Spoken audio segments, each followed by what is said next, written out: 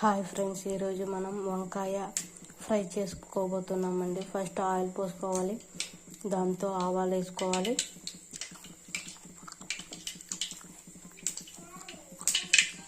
ఆవాలు వేసుకున్న తర్వాత తెల్లగడ్డలు, కరివేపాకు. ఇప్పుడు మనం మిర్చి పౌడర్ వేసుకొని కలుపుకోవాలి.